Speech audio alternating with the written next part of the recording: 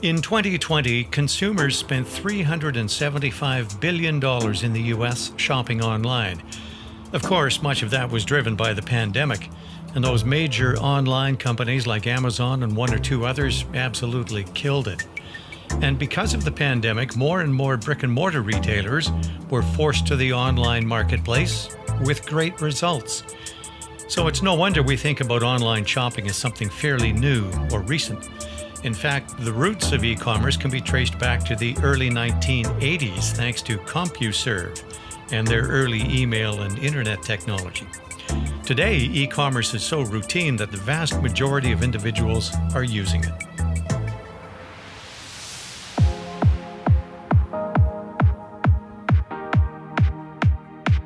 Hello, I'm Chris Henry, and this is another episode of Ahead of the Curve, produced by Gerent, a summit-level Salesforce implementation provider. In this episode, we're going to look at Salesforce Commerce Cloud, how it's been designed to allow B2B as well as B2C commerce on the same platform, and what's involved in implementing it. We'll do that through the eyes of one of Gerent's solution architects, Liam Houston, who is also Gerent's practice lead for B2B commerce.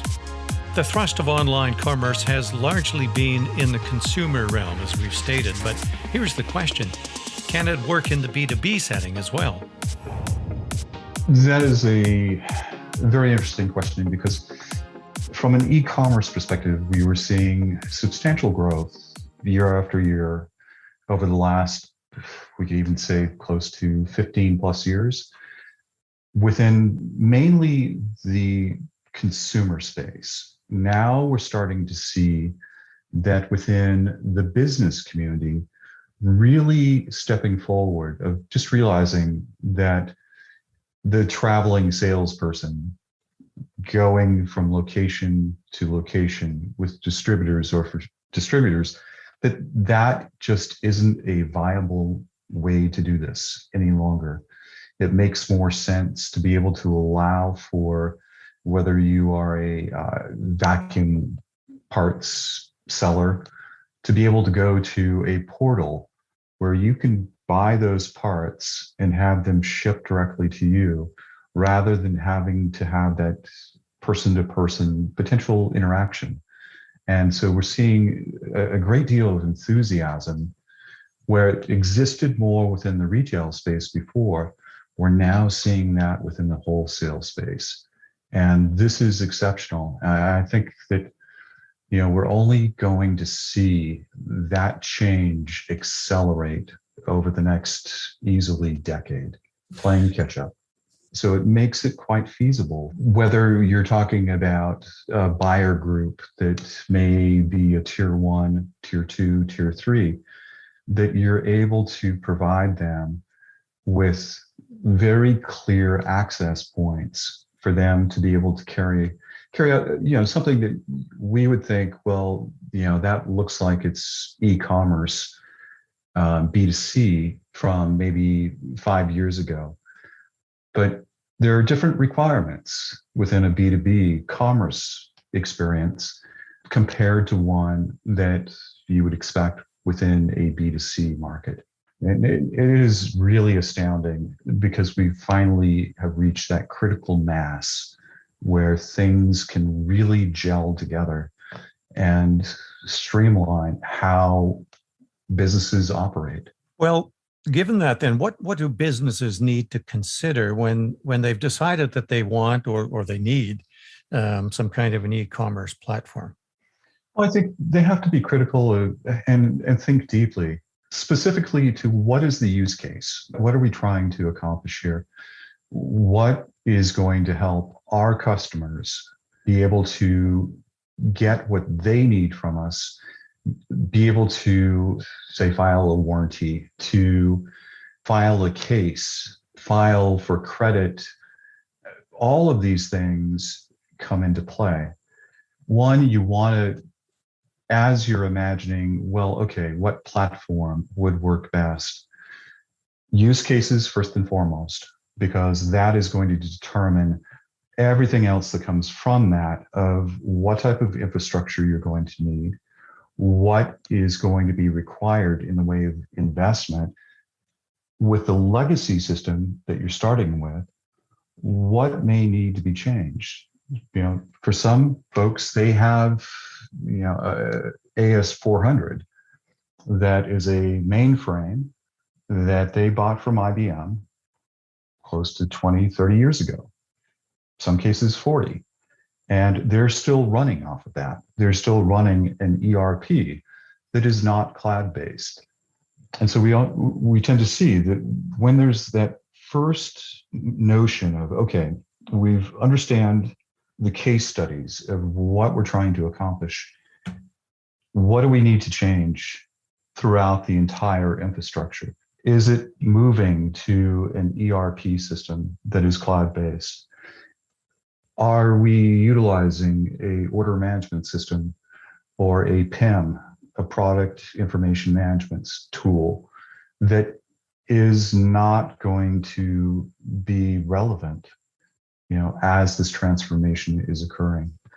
Really, it trying to determine what is best for you starts always with what is going to be best for the person that is going to be interacting with this, being the dealer, the customer. As Liam has indicated, there's a growing push for e-commerce in the B2B space. But if a company wants to operate in both B2B and B2C, that company might believe it needs to pay for two separate platforms under the Salesforce umbrella. Not so, says Houston. This is where the world is getting very interesting. And they're getting very interesting because in some ways, typically it's been historically thought that there is a iron wall that exists between what is B2B and what is B2C. When we think of a B2C scenario, you're thinking of H&M, you're thinking of Amazon, you're thinking of the standard model that everyone is very familiar with. But from a B2B, it's been typically something that's always been specific to distributors, specific to dealers, specific to a logistics format that is very capable of reaching out and being able to interact, but not having the kind of flourish that we typically see within B2C. These days, that iron wall that existed between two is now merging. So you're starting to see where a B2B world, a wholesaler, a manufacturer is looking at potential solutions of how they can interact directly in a B2C format as well. And Salesforce actually has that as a possibility. There still is that keeping it separate in a B2B commerce. There are those use cases where it wouldn't be the ideal road to be able to open it up to B2C. But within Salesforce Commerce Cloud, that is something that can be utilized to have a retail side as well as a business side, a business consumer side. So, there are many different ways of working with a platform and being able to optimize it and sculpt it specifically around what their needs are. So, as I said, the two different use cases, but we're starting to see very much a blur between what is being done and what the capabilities are working with these platforms. What do you think are some of the greatest strengths that Salesforce Commerce brings to the table then in your mind? Oh, I think one of the great things that they've done is, Cloud Craze was originally something that was developed within the chemical industry. And, they were working with these solutions of building off the CRM, Salesforce CRM, and being able to optimize that specific for if you were looking to order a rail car, you were looking to order a 55-gallon, a couple of pallets worth of 55-gallon drums, super sack, whatever it may be. So Salesforce made the investment in purchasing that and really integrating it into the Salesforce Lightning experience. That was specific for B2B. Now, for B2C, there was the acquisition several years ago of Demandware. Demandware stood out very forcefully within the B2C market because it allowed for merchandisers to be able to take care of that on their own. It didn't require a huge lift in the way of maintaining the site. It was one of those things where it was a model where it was both, as now, Salesforce was overseeing to make sure the infrastructure was up and running 24/7, no problems whatsoever. And that they were able to carry out those transactions that were occurring for if you were L'Oreal, if you were Barney's, if you were Tory Burch, if you were Forever 21. That is one of those things that is an absolute bedrock on the B2C side. And so really from a perspective of Salesforce, through those acquisitions and then growing those acquisitions and adding more in the way of resources, they have become a powerhouse. Salesforce products are noted for being self-contained and fully optimized right off the shelf. That gives customers a lot of options in terms of an implementation strategy because the self-contained nature of the software platforms eliminates the need for expensive add-ons. At first blush, though, it might also appear to create obstacles for solution architects. Well, I take exception to that. You're always going to have, especially if you're starting with, you haven't actually set up your org yet, your Salesforce org. And your Salesforce org, of course, consists of community. It consists of Sales Cloud, Service Cloud, and then B2B, order management, OMS. There are all these pieces that once you have identified what needs to be taken care of to be able to have that touch point, whether it's with a middleware solution that's already in place that you're then tying into, so that there's communication and integration into the org itself. That's where you can reach back even deeper into the organization or into the legacy, being the ERP, to be able to map over and move data in and out, so bidirectional with Salesforce. Salesforce has a number of different connections and also partners to work with that just focus on that connection piece. So, whether we're talking about MuleSoft being utilized potentially for that overall connector, that is a very huge piece because it links between the cloud-based org being all its services and then the real core being ERP itself. So once you've worked through that setup, you've worked through all the various flows, you're able to work with all the objects that are in place, the system objects that may in some places need to be customized to be able to fully map over all the data that is necessary. That's when you can start to build in your price books. You start to build in your catalog, your inventory availability. I mean, those are all key things. And then to make that jump to establishing a B2B commerce, to set that up and provision that doesn't take very long. It's more a case of getting that groundwork, everything within the org getting set up, that you're able to very quickly provision and then do the setup that is specific for whether it's a single brand or it could be a number of different brands with different buyer groups, different price books, different realities of what it is that they're trying to fulfill in that use case. As e-commerce has exploded, so has cyber risk. Daily stories of retail chains, department stores, and yes, even credit unions have been hacked, data's been stolen, and identity theft has skyrocketed. Add to that the ever-increasing number of ransomware attacks that occur with regularity, and it's no wonder that electronic commerce attracts a lot of negative headlines. So the question then becomes, are the Salesforce e-commerce platforms secure? Yes, absolutely. First and foremost, PCI compliant. And, ISO, we need to make sure that for every implementation where there is a credit card transaction that is occurring, a bank transfer that is occurring, that is actually fully encrypted, that tokenization, of course, occurs. Visibility is only available strictly to the client.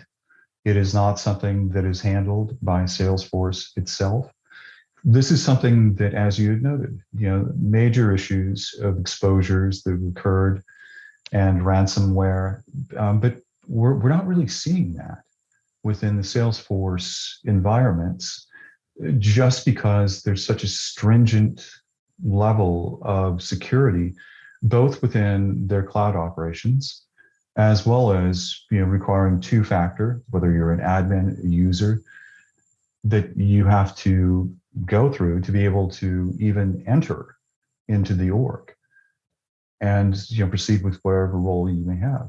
If there's third-party integrations that are occurring, they are all certified by Salesforce to meet security requirements, as well as guaranteeing that there is not going to be any sort of rogue code that may potentially endanger the functionality of your org, of your B2C or B2B commerce instance.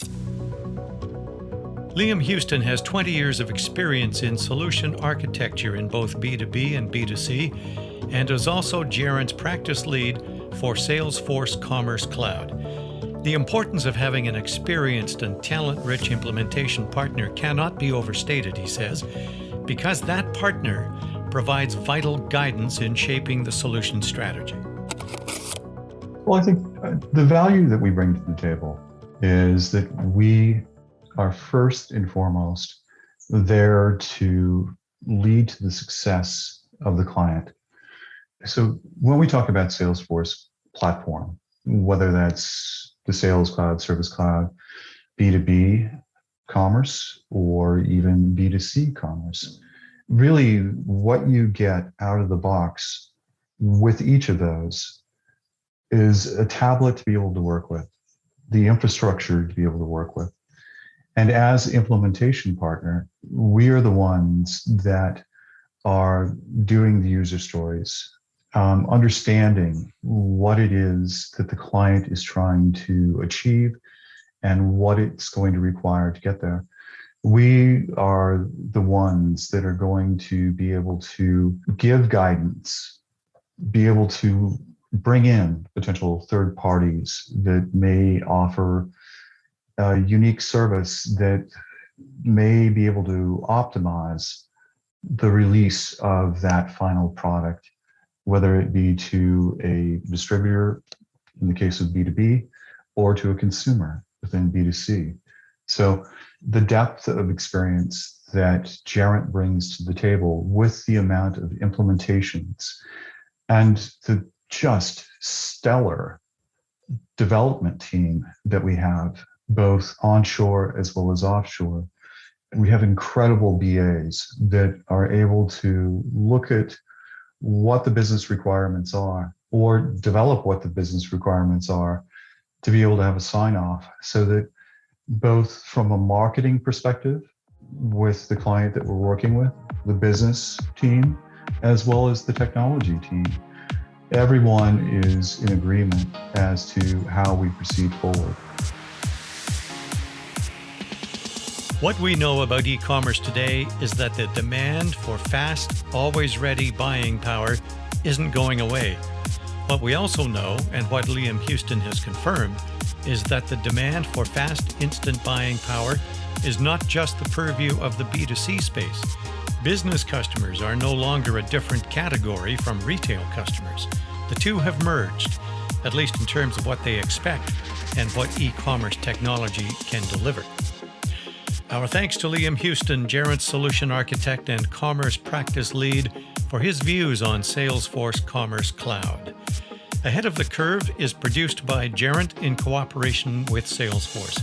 Our technical producer is Dave Grine from the Acme Podcasting Company in Toronto. I'm Chris Henry. Thank you for your time.